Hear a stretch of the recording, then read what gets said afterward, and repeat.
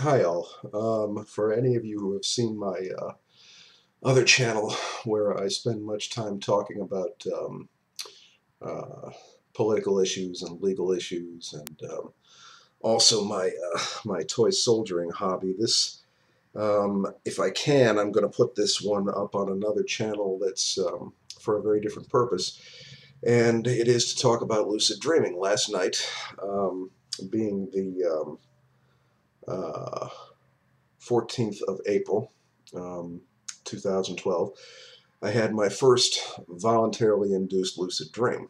Um, and I'd like to talk, I'm sorry, today, during the day I had that dream. And I wanted to talk to everybody about that for a couple of reasons. First off, to point out to people who are trying to do this, don't get discouraged. It does happen. You can make it come.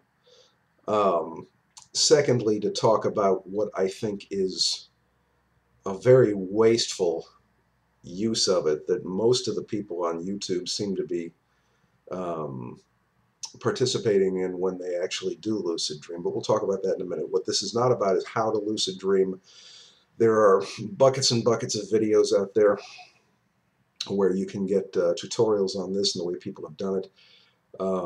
There is also an excellent book that I used by a guy named Stephen LaBerge, who is I guess, the modern American guru from Berkeley, California, of course, on this kind of thing. And I think it's entitled "How to Induce Lucid Dreams," or "How to Have Lucid Dreams," or something like that. But LaBerge is spelled Laberge, Stephen. So if you look that up on the web, you shouldn't have any trouble. But anyway, I used some of the techniques he describes in there, and among those are what he calls reality checks and the use of a dream journal.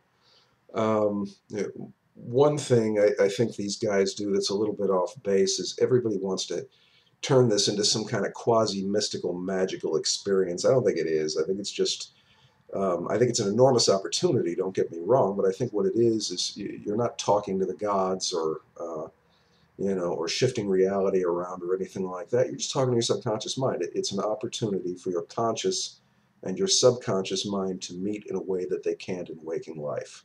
But as I say, I'm not exactly new to this. I've had involuntary lucid dreams maybe a dozen times in my life. But this was the first time that I was ever consciously able to um,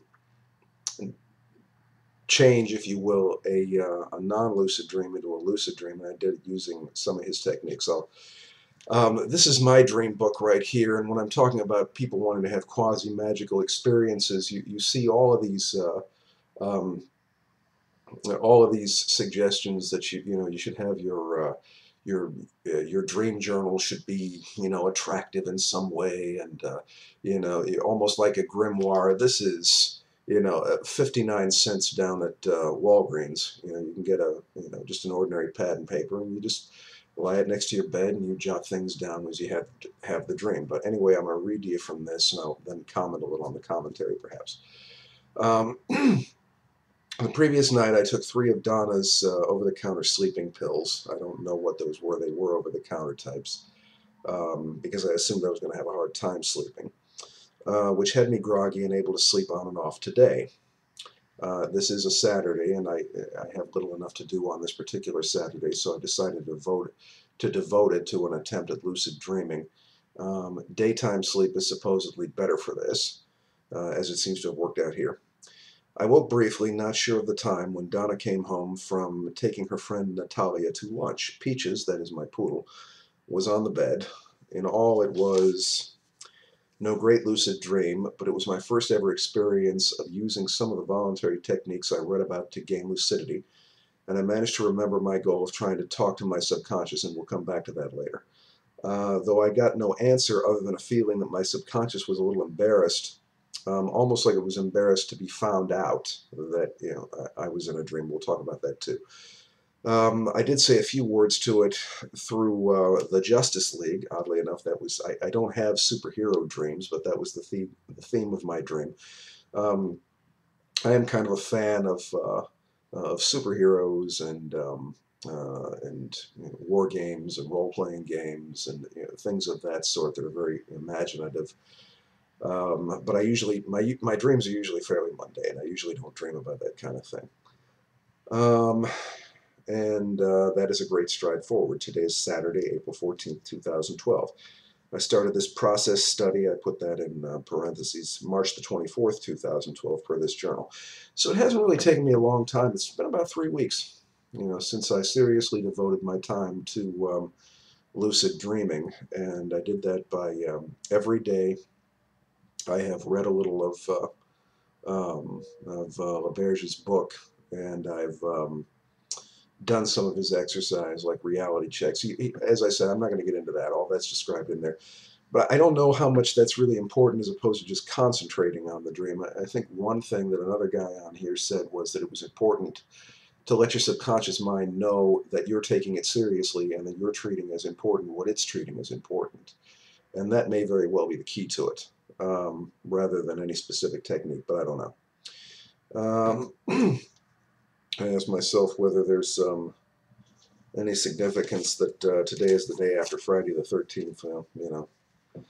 Um, I say, well, this is a beginning. It proves that this is possible. Both, one, lucid dreaming voluntarily. As I said, I've had some involuntary lucid dreams, but I think this is more important. I think you can go places here that you can't go there. And again, we'll talk about that briefly. Remembering to try to communicate with the subconscious and even achieving some minor success with that. Now I must work on having more dreams and increasing the number of them, and I put in big capital letters here the word success, because I'm kind of excited about it.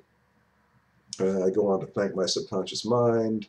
I tell it not to be embarrassed. Let us learn to work together and here and have a wise and joyous life. And that's as far as that goes. Now, what I want to talk about, when I said earlier that I think a lot of people waste this potential, and I'm not trying to pick on the young neo hippie kids out there who make their vids saying, "Oh wow, man!" Like, sorry, gotta go pick something up.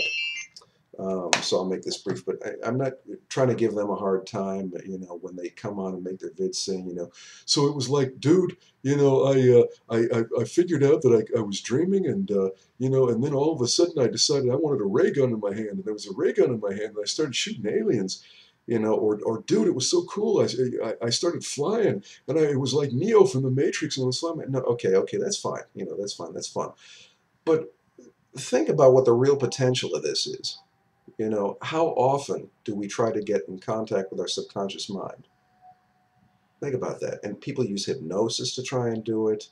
They go and see psychologists. They pay enormous amounts of money, to try and get somebody in contact with their subconscious, figure out why their lives are screwing up, why their lives are, constantly stuck in neutral. They're not going anyplace. And here's the perfect opportunity to do it directly. Here you've got the chance to talk to you, to talk to the dark inner part of you, the subconscious, the Jungian shadow, whatever it is that is deep inside, and get a real opportunity to know you. So that's my little journey on this. I'm not trying to fly. Um, I'm not trying to uh, to have silly experiences or out of body experiences or any of that kind. I mean, there's no such thing as real out of body experience. That's just silly. You can dream that you're flying around in the astral realm, but what you're doing is lying in bed. But why try to go outside when you can go inside and potentially get so much more out of it? Um, just one last thing to kind of encourage people.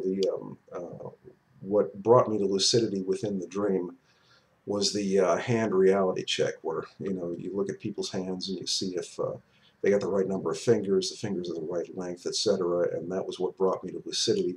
My lucidity was very brief, but just knowing that I can do it voluntarily is an enormous ego and confidence boost. And I'm sure I will be making more of these in the future. Peace and out.